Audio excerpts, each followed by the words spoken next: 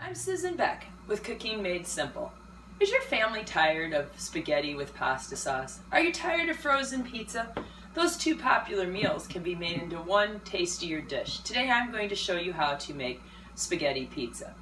I have boiling on the stove here some water. I have added plenty of salt to it, probably 2 to 3 teaspoons of salt to this water. Into that I'm going to put in pieces of spaghetti that I have broken into 2-inch pieces. I already broke some of that up before starting this video. Now I'm going to break up the remaining pieces. Breaking them into thirds, I feel, works quite well.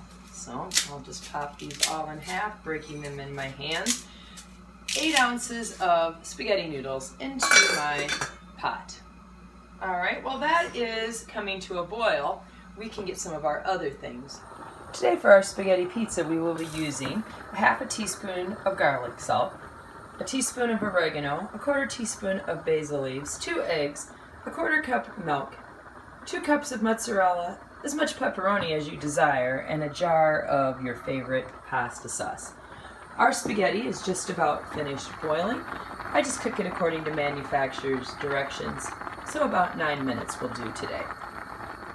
My spaghetti has finished cooking and I drained it in my colander over the sink.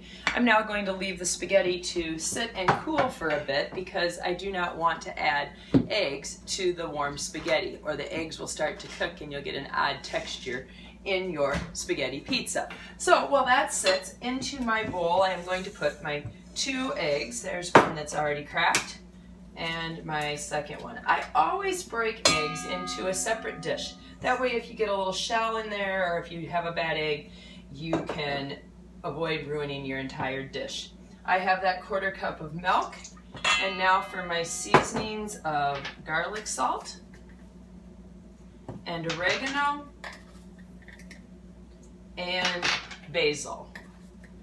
Good Italian ingredients for this Italian dish. I'm just going to whisk that all together until the eggs are well incorporated. The next thing I'm going to add is half of the mozzarella cheese. The other half will be used on the top of the pizza. So I'll just give that a quick little stir as well. And we have everything mixed together, waiting for our noodles to cool. I'm going to give my noodles a little toss. You can see the steam rising. They're not really cool enough to add the eggs yet. Now, one trick I usually do is I don't make the spaghetti on the same night. A lot of times I use my leftover spaghetti for this meal. It's a way to have spaghetti one night and have spaghetti pizza a night or two later. I waited a few more minutes to make sure my spaghetti was cool. I'm ready to now mix my spaghetti in with the milk, eggs, and seasonings that we use today. This just makes the noodles a little bit sticky so they stick together and makes it form a little bit more of like a crust since this is spaghetti pizza. So once I feel like all the eggs have been mixed in and the cheese looks evenly spread around, we will simply dump this into our 9 by 13 baking dish. You can easily double this dish and use a jelly roll pan and be able to serve many more people. Alright, the next step in this process is to put this into a 450-degree oven and bake for 15 minutes, just like you might do with the pizza, where you bake the crust first and then you add your toppings. So there we go, our spaghetti crust. 15 minutes have passed and the spaghetti noodles are finished. They have made a very nice pizza crust.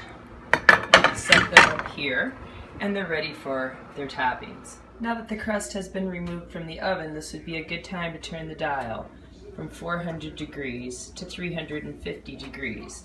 After adding the toppings, we do not want to cook it at quite as high temperature. On to our crust goes our pasta sauce, any jarred sauce, or if you do any canning, you could use your own pizza or spaghetti sauce. I am using a roasted herb and garlic pasta sauce today.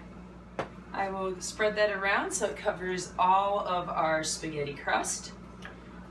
I'm going to top mine with cheese and pepperoni today. but you can use any pizza topping. And then we will be putting this back into the oven for 30 minutes to bake again at 350 degrees. Remember, we set our dial down a little bit lower for the next go round on the baking. Oh my, doesn't this look delicious? All that melted cheese and yummy pepperoni. I think it's time to give it a taste. Look at those layers with the spaghetti on the bottom, our pasta sauce, mozzarella, and pepperoni. Now I let this sit for about 15 minutes so that it would be easier to cut, and that's perfect amount of time to get your garlic bread cooked while your spaghetti pizza cools a bit. So I'm just gonna give this a taste. Oh, look at that gooey cheese. I can taste the garlic, the oregano, the basil. Those Italian spices just really turn this into a fancier dish than having leftover spaghetti or a frozen pizza again tonight. Hope your family enjoys this spaghetti pizza as much as mine. And into that pot of water, I am going to place 8 ounces of spaghetti sauce. That is not spaghetti sauce. Oh my goodness, and I just spilt my noodles everywhere. A teaspoon of oregano, a 1/4 teaspoon of vanilla, 2 eggs, until everything is incorporated and not all over the floor. My spaghetti, these are really bad. I don't like that either. I don't like that either. I don't like that either.